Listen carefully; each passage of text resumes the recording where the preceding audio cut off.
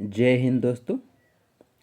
इस वीडियो के माध्यम से हम सभी आज पढ़ने वाले हैं महाकवि कालिदास की रचना मेघदूतम को। और इसमें हम लोग साथ ही साथ कवि का परिचय भी पढ़ेंगे और उस रचना दूत काव्य मेघदूतम के संबंध में भी जानकारी हासिल करेंगे और साथ ही साथ पूर्व मेघ की कथा वस्तु भी हम इसमें सुनने वाले हैं।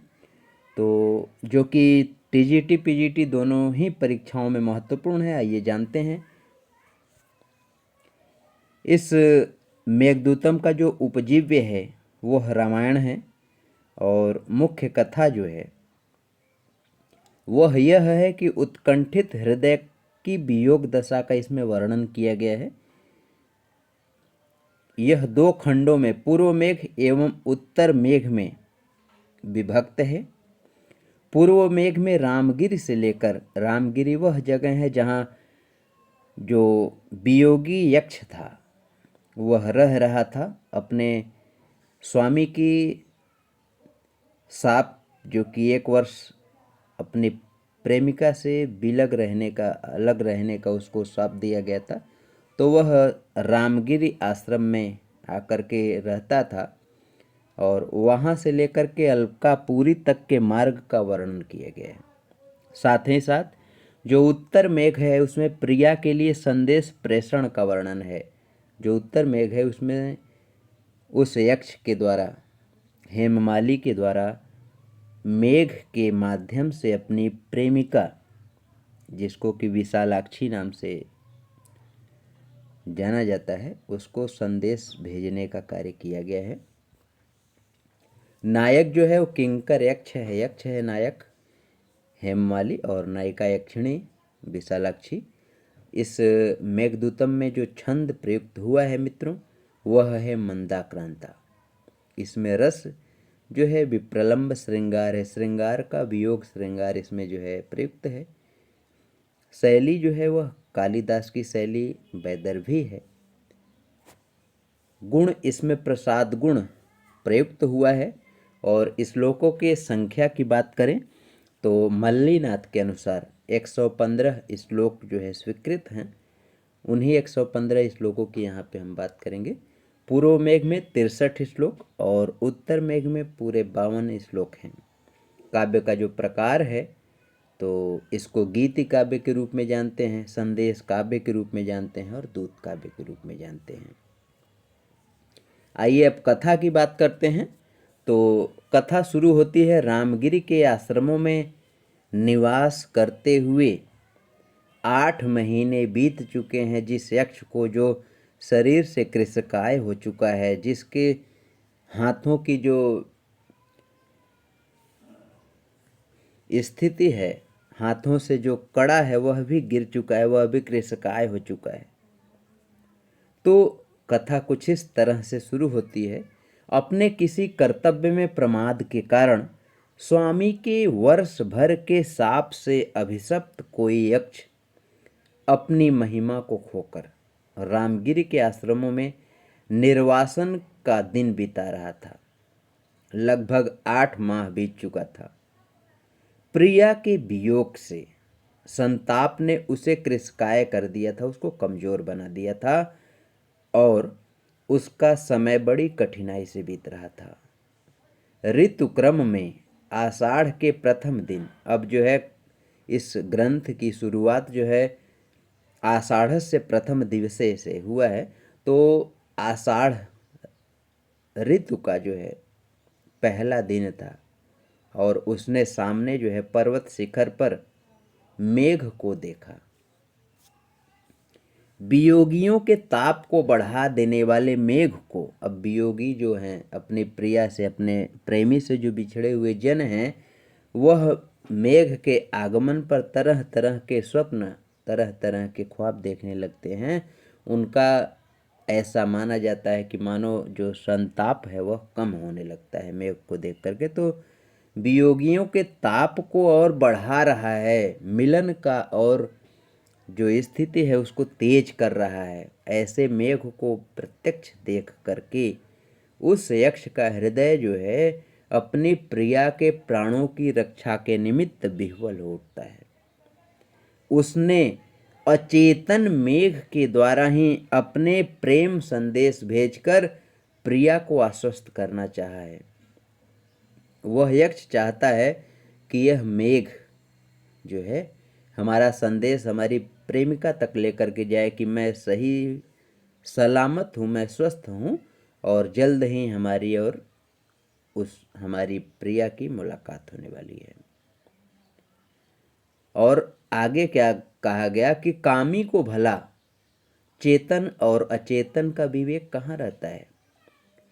अब यहाँ जैसे प्रसंग है तो जो यक्ष है उसको यह समझ नहीं आ रहा है कि जो मेघ है उसका संदेश लेकर जाएगा कैसे। वह यह नहीं समझते हुए कि यह सजीव है कि निर्जीव है, यह संदेश ले जाएगा कि नहीं, इसका विवेक उसको कहाँ है। इसमें अंतर करने का भाव वह भूल गया है और उस यक्ष के द्वारा मेघ को अपना संदेश वाहक समझा जाता है और साथ ही साथ आगे अलकापुरी का मार्ग बतलाने का कार्य जो है यक्ष शुरू करता है। कहता है तुम्हें रामगिरी से यहाँ से विदा लेकर उत्तर दिशा की तरफ जाना है। मार्ग में वर्षा ऋतु में मानसरोवर जाने के लिए उत्सुक राजहंस कैलाश तक तुम्हारे सहयात्री होंगे। बता रहा है कि वर्षा ऋतु में मानसरोवर के लिए हंस जो जाते हैं कैलाश पर्वत तक तुम्हारे साथ साथ जाने वाले हैं। मार्ग में जनपद की भोली बधुएं तृष्णा भरी नेत्रों से तुम्हें देखेंगी, क्योंकि यह कृषि कार्य का समय भी है और आगे आम्रकूट पर्वत तुम्हें अपने सिर पर धारण करेगा, जिससे पर्वत की शोभा अद्भुत होगी और ऐसा लगेगा जैसे भूकामिनी के उन्नत स्तन जैसा जो है आम्रकूट सुशोभित होगा। इसके बाद कुछ मार्ग पार करने पर तुम विंध्याचल के चरणों में बलखाती रेवा नर्मदा नदी जिसको कहते हैं इसको जो है देखोगे, उसके जल का पान अवश्य कर लेना, जिससे वायु तुम्हें उड़ा ना सके। आगे थोड़ी ही दूर चलने पर दसारण देश आएगा, जहाँ से हंस भी तुम्हारे साथ चल पड़ेंगे। दसारण की जो राजधानी है वो विदिशा है। वहीं तुम बेत्रवती नदी का भी जल ग्रहण करना और निश्चय नामक गिरी पर विश्राम करना। निश्चय नामक पर्वत पर तुम थोड़ा आराम कर लेना। यद्यपि कि उत्तर दिशा की ओर प्रस्थान करना है, फिर भी तुम्हें उज्जैनी के दर्शन के लाभ से वंचित नहीं रहना चाहिए। कहने का मतलब यह है कि तुम्हें उज्जैनी अवश्य जा करके उसका लाभ लेना चाहिए। उज्जैनी जाते समय रास्ते में तुम्हें निर्विंध्या का रस लेना चाहिए तथा उसकी कृशता को तुम्हें दूर कर देना चाहिए। साथ ही साथ अवंती देश पहुंचकर तुम्हें उज्जैनी के परिसर में अवश्य जाना चाहिए, जो अपनी समृद्धि के कारण पृथ्वी पर स्वर्ग का एक टुकड़ा सा प्रतीत होता है। तुम्हें उज्जैनी में स्थित महाकाल के दर्शन अवश्य कर लेना चाहिए, क्योंकि त्रिशूलधारी शिव की उपासना में नगाड़े की जगह तुम्हारी गर्जना उस समता को प्राप्त हो जाएगी और शिव की उपासना और पार्वती की उपासना भी होगी। आगे मार्ग में तुम्हें गंभीरा नदी मिलेगी, साथ ही तुम देवगिरी पर पहुंचते होगे। आगे बढ़कर तुम चर्मण्यवती नदी पर अवश्य ठहरना। चर्मण्यवती नदी को पार कर तुम दसपुर जनपद पहुंच जाओगे।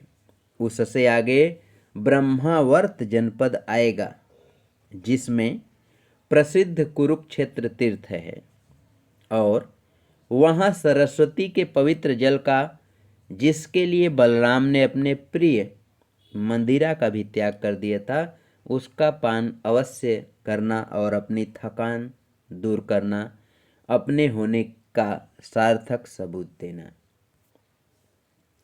वहां से आगे चलकर तुम्हें कनखल के समीप हिमालय से उतरती हुई गंगा मिलेगी। उसका जल लेने के लिए जब तुम रुकोगे तो तुम्हारी काली परछाई मानो यमुना से संगम करा देगी। उसके पश्चात गंगा के पिता हिमालय पर पहुंचकर तुम थोड़ी देर वहां आराम कर लेना, विश्राम कर लेना और थोड़ी वर्षा भी करा देना।